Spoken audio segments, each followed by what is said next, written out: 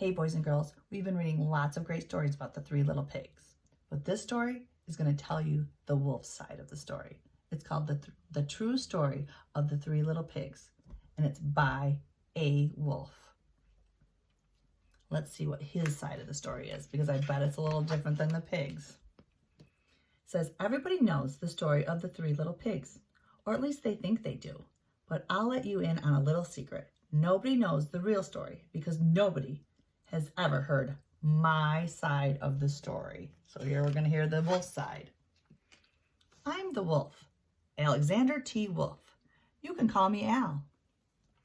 I don't know how this whole big bad wolf thing got started, but it's all wrong. Maybe it's because of our diet. Hey, it's not my fault wolves eat cute little animals like bunnies and sheep and pigs. That's just the way we are. If cheeseburgers were cute, folks would probably think you were big and bad too. But like I said, like I was saying, the whole big bad wolf thing is all wrong. The real story is about a sneeze and a cup of sugar. This is the real story. So there he is. He's going to tell us the real story. It says, way back in Once Upon a Time, I was making a birthday cake for my dear old granny. I had a terrible sneezing cold. I ran out of sugar. So I walked down the street to ask my neighbor for a cup of sugar. Now this neighbor was a pig, and he wasn't too bright either. He had built his whole house out of straw. Can you believe it? I mean, who in their right mind would build a house out of straw?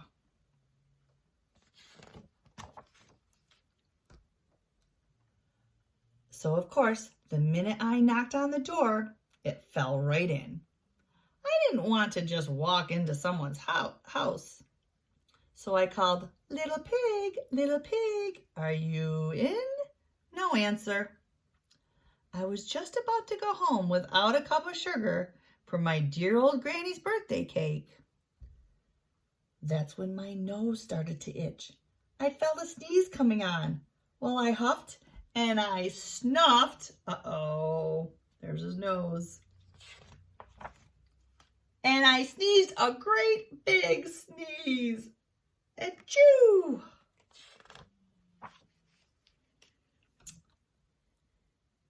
And you know what? The whole darn straw house fell down. And right in the middle of the pile of straw was the first little pig, dead as a doornail. He had been home the whole time. It seemed like a shame to leave a perfectly good ham dinner lying there in the straw, so I ate him up. Think of it as a big cheeseburger just lying there.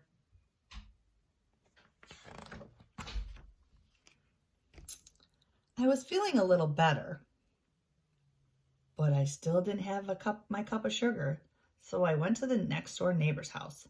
This neighbor was the first little pig's brother. He was a little smarter too, but not much.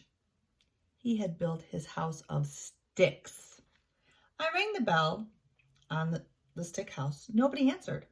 I called, Mr. Pig, are you in? He yelled back, go away, wolf. You can't come in. I'm shaving the hairs on my chinny chin.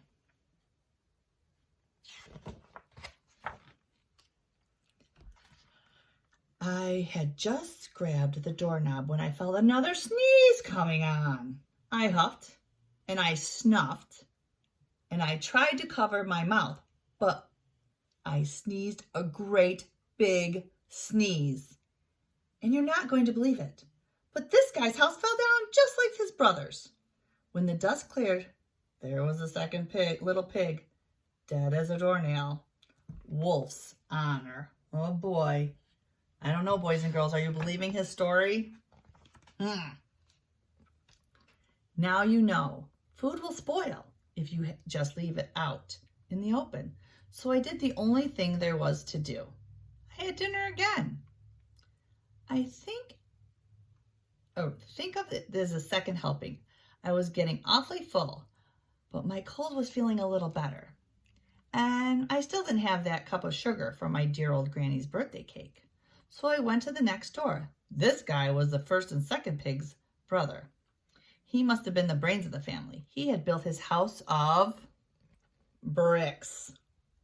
I knocked on the brick door. No answer. I called, Mr. Pig, Mr. Pig, are you in? And do you know what that rude little porker answered?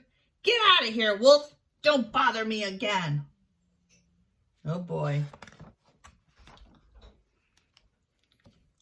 Talk about impolite. He probably had a whole sack full of sugar. And he wouldn't give me even one little cup for my dear sweet old granny's birthday cake. What a pig.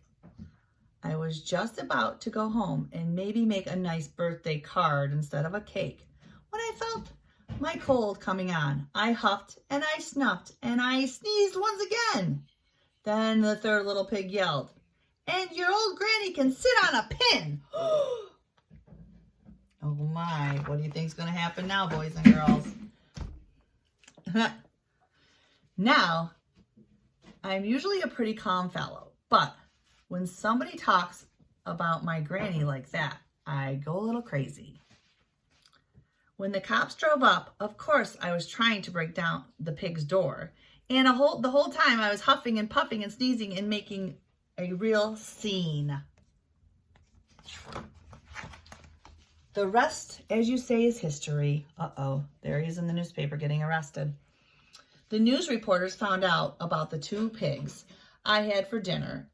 They figured a sick guy going to borrow a cup of sugar didn't sound very exciting.